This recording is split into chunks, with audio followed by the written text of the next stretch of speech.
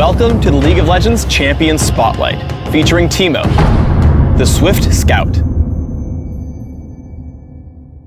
Teemo is a ranged champion with a number of builds, including mage, as well as physical or magical DPS. In this spotlight, I'll be covering a couple of DPS builds, but don't be afraid to experiment with your own. Teemo's passive is Camouflage. If Teemo stands still for a few seconds, he becomes invisible. Any action from this state will remove the invisibility and give Teemo a temporary attack speed buff. Blinding Dart damages and blinds target enemy, rendering all basic attacks useless for a short time. I grab a point here at level 2 and max it last. Move Quick is a passive active ability. As long as Teemo has not been struck by a champion or turret in a while, he enjoys bonus movement speed. When activated, Teemo gains a much stronger movement speed boost that lasts a few seconds and is not interrupted by damage. I take Move Quick at level 3 and max it by level 13. Toxic Shot passively causes Teemo's basic attacks to deal bonus damage and poison the target. This poison deals extra damage over a few seconds. I max Toxic Shot by level 9. Teemo's ultimate is Noxious Trap, which places an invisible poisonous mushroom on the ground. Enemies who step over the mushroom cause it to explode, damaging and slowing surrounding enemies for a few seconds. Noxious Trap is placed on an ammo system. Teemo may store up to 3 mushrooms and place them in quick succession. As with all ultimates, I rank it at levels 6, 11, and 16. Your very early laning should focus on harassing your opponent while last hitting. Always try to land a basic attack into Blinding Dart to whittle down your opponent.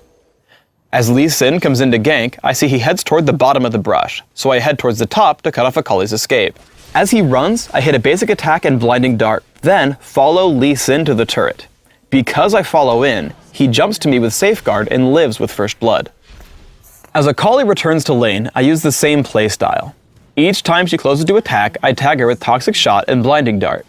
Once she lays Twilight Shroud, I know she wants to attack me, so I stop her from triggering Mark of the Assassin with Blinding Dart.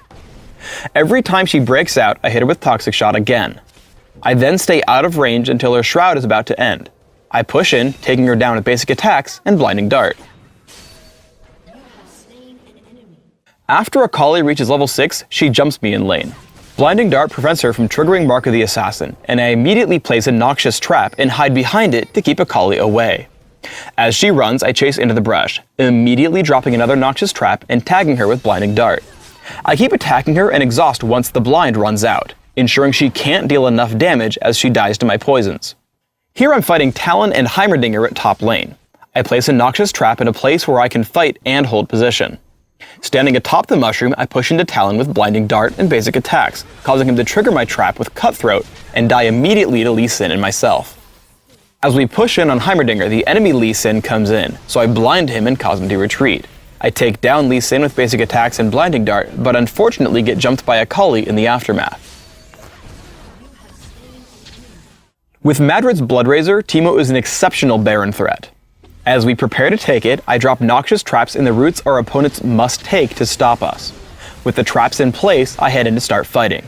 All I have to do here is keep attacking and watch 2 things: the movement of my enemies on the minimap, and green bubbles that Baron Nashor occasionally spawns underneath his attackers. You can see it here under Taric, knocking him up and preventing him from dealing any damage. Always make sure to dodge these attacks. Teemo is also an exceptional anti-assassin champion. In a teamfight in mid, I spot Akali heading in. Blinding Dart and basic attacks completely stop her ability to kill Lee Sin.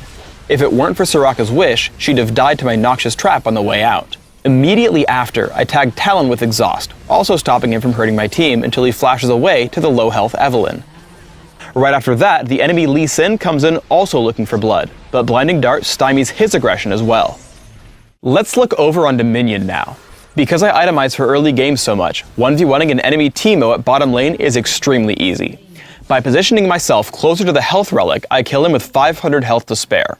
Winning this fight allows me to take the enemy Boneyard with ease. After capturing the Boneyard later in the game, I get jumped by Nocturne. Noxious Trap and Blinding Dart keep me from dying, and I create distance with Flash into Move Quick.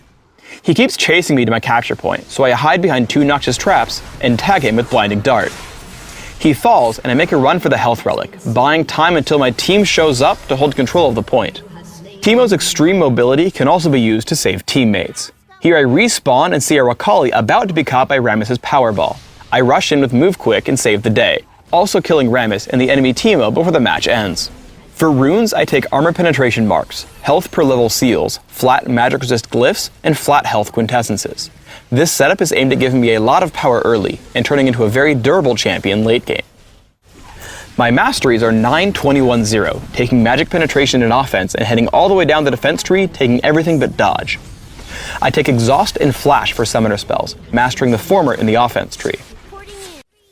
I max Toxic Shot right away, adding a point in Blinding Dart at level 2 and leaving it there. After Toxic Shot, I max Move Quick before taking more points into Blinding Dart. Maxing Toxic Shot gives me the most consistent damage output, while the 1 point in Blinding Dart still gives me enough blind to force enemies away from me. In Classic, I open with a Doran's Blade, adding more throughout the laning phase. I typically take Mercury Treads and work up to Madrid's Blood Razor as my first major damage item. I then add Frozen Mallet, Malady, Wit's End, and Atma's Impaler to flesh out my build, giving me a lot of durability and great damage output. In Dominion, I open with a Prospector's Blade and Boots of Speed. I upgrade immediately to Mercury Treads and work on Sanguine Blade. I build for kiting with Phantom Dancer and Frozen Mallet, finally adding Last Whisper and another Phantom Dancer to round out my build. Thanks for tuning in to the Teemo Champion Spotlight. Please subscribe to the Riot Games YouTube channel above, and don't forget to thumbs us up just below the video.